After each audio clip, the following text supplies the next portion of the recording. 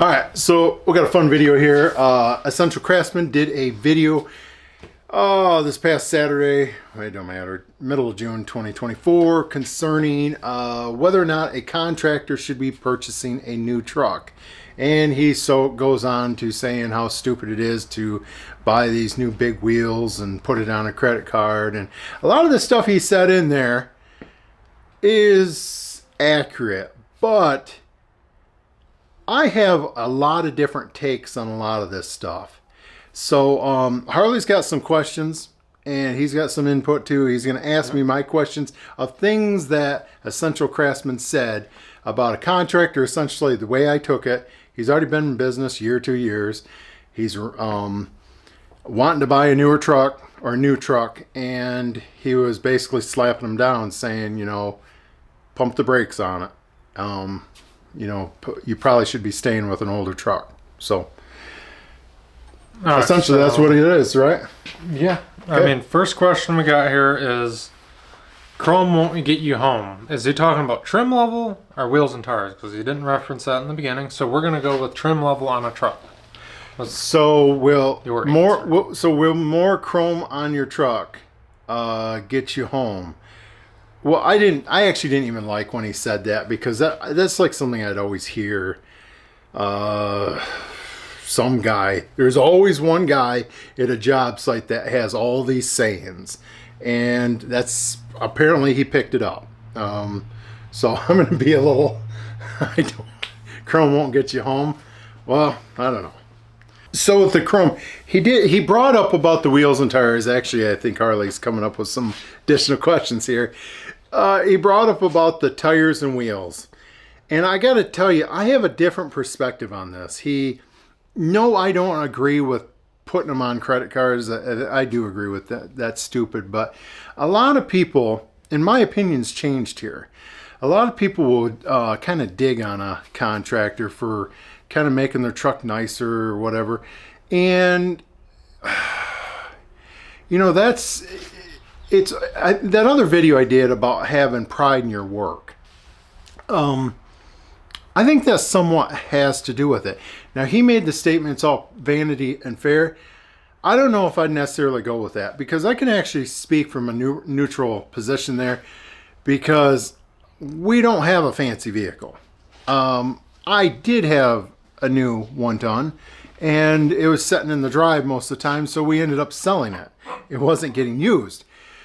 But my opinion has changed on it, because I want to put this perspective into it.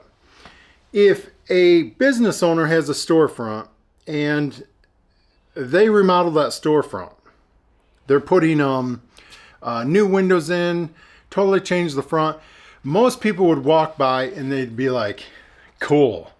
Look at, they were really trying to go into it, you know, as far as business. But the guy with the truck is not looked at that the same way. They're looked at, oh, she's a waste of money. That's ridiculous. Now, some of it is over the top. I don't think you could justify Denali. Now, if you make the money, buy a limited, buy a platinum, whatever you want.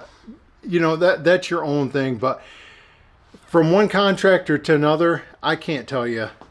I mean, I got my Jeep behind me. Of course, it's paid for. All of our stuff's paid for. And I think that's the key thing right there, is whether or not you're financing it and you're getting yourself up against, putting yourself into a corner or not. So advocating for a used truck, like spending money to keep it reliable. Ooh. So you guys know, if you follow our channel, I wrench. So I did. That's what when I got into this. I mean, I started my career turning wrenches. Man, I'm telling you, I almost want to tell a person that's getting into this line of work, trucks are getting so complicated. Vehicles are getting so complicated, and shops are demanding a premium when you take them in there. I don't know. I don't. The guy that that Essential Craftsman may take his truck to may be a good old boy down the road that takes care of him. Right. The rest of the contractors may not have that. Yep. So Especially if you're I don't younger, know. Obviously. I don't know. I mean, we do all our own work, but I always think about it. How do these other contractors do it? Because I know they're taking it into the shop. So, how much? Next question. How much is the price of a new truck?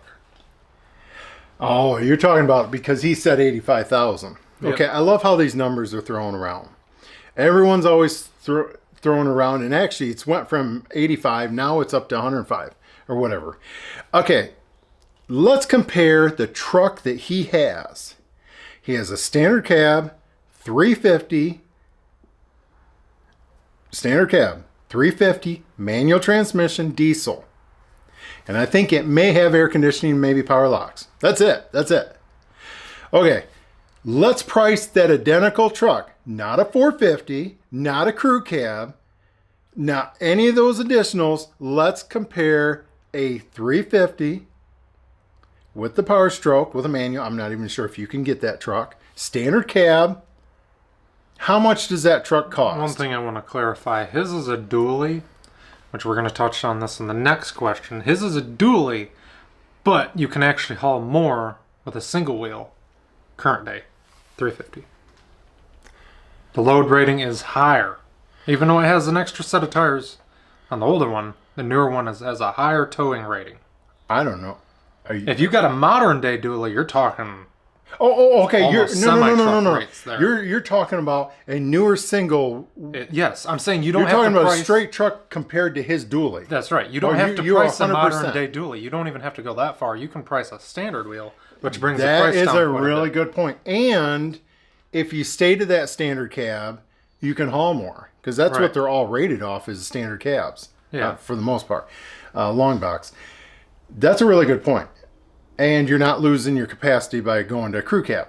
Yep. So if we're being honest, in all fairness, we'd be going in and pricing a tradesman or whatever. You can get your diesel.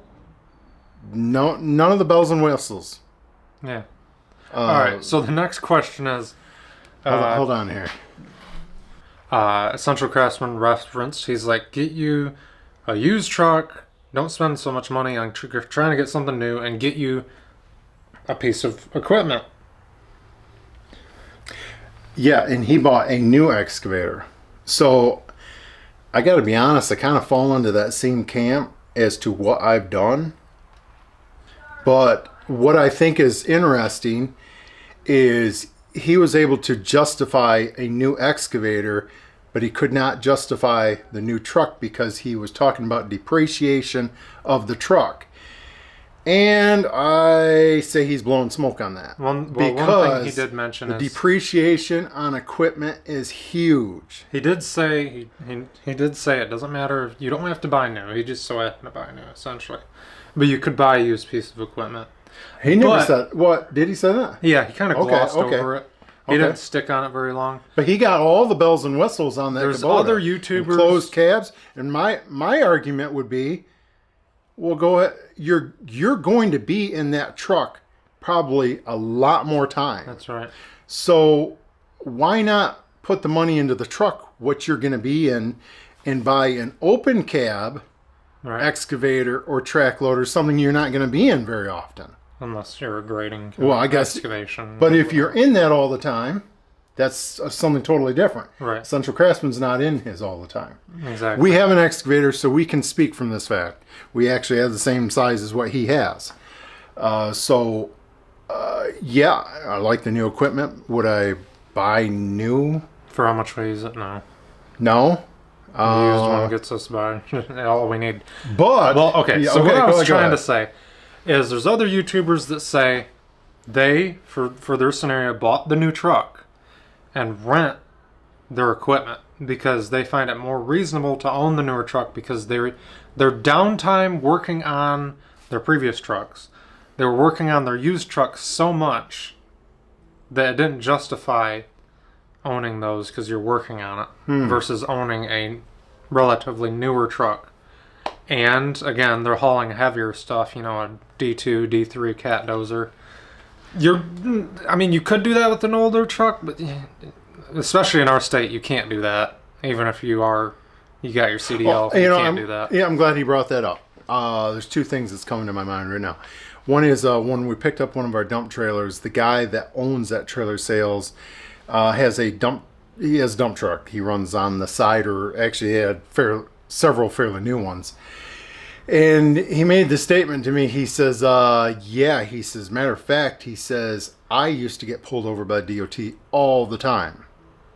And then he says, I bought a new one. And he says, I've not been pulled over since. So he says, you know, I'm not advocating for buying new, but he says it was just night and day difference. The other thing too, are you done asking questions? One more question since we're talking about money. What's your opinion of Dave Ramsey?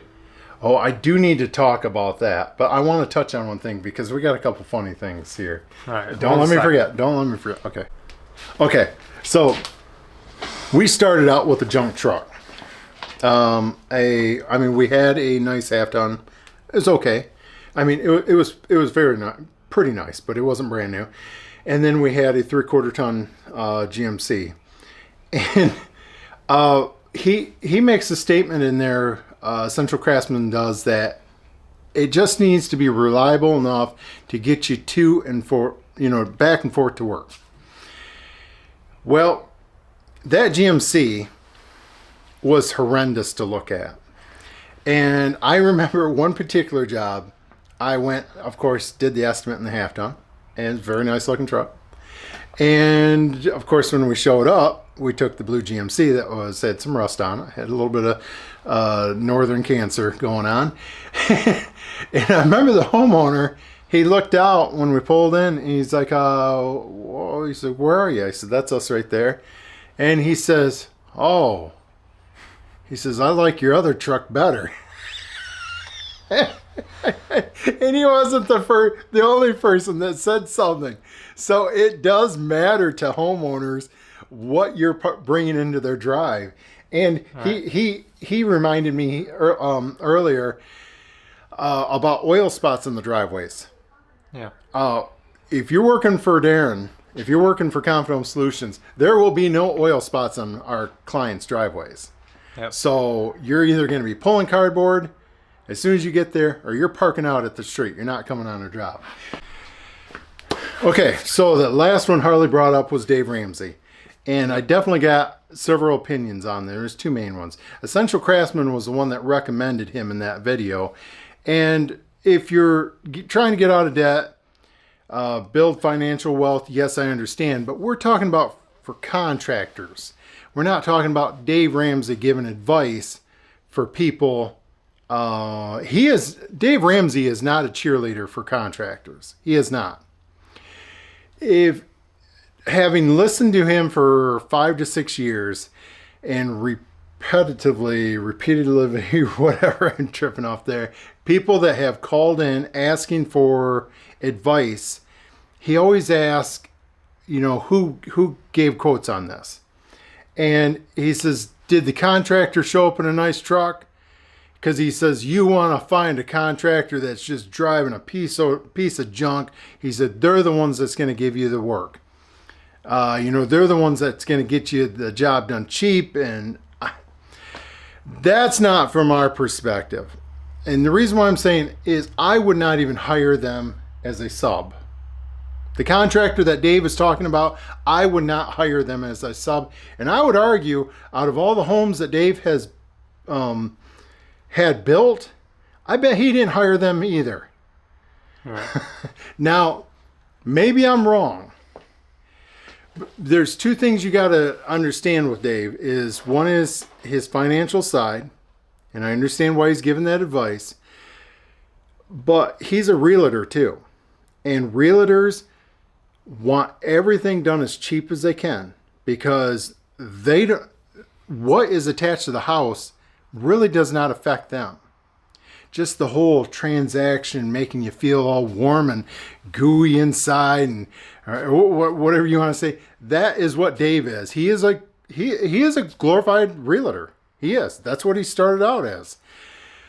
And I don't think I'm saying anything wrong. We have a beef with realtors. We do. Because realtors consistently ask us to do things that we can't do. Consistently asking our electrician, our plumber to skirt code. And I mean, so much so, I don't even want to mess with realtors. I'm just like, as soon as I find out you're a realtor, I don't want nothing to do with you. I don't, because you guys constantly are asking us to try to get us to do stuff that we can't do. And he has flipped a lot of homes. I don't want to talk bad about Dave Ramsey, but if you're taking advice and thinking that he's your cheerleader, he's a cheerleader for your finances. He's not a cheerleader for you to build a big business in construction. He is not. Because he constantly, I hate to say it, but he's part of the problem that we're having in this country right now. Yeah. So he's pushing it. That's why skilled people are leaving in droves. That's exactly right. I don't think I could have said that better myself. I never even thought of that. So, yeah. Connect the dots. So, connect the dots. If you're a doctor, you can drive a nice vehicle. You're an attorney, you can, but if you're going to have your forever house, hire the cheapest contractor. No, does not matter about the work. You have to remember, he flips homes, and he was a big realtor. I cannot stand the advice he gives to people when he's hiring contractors. All right. So, see ya.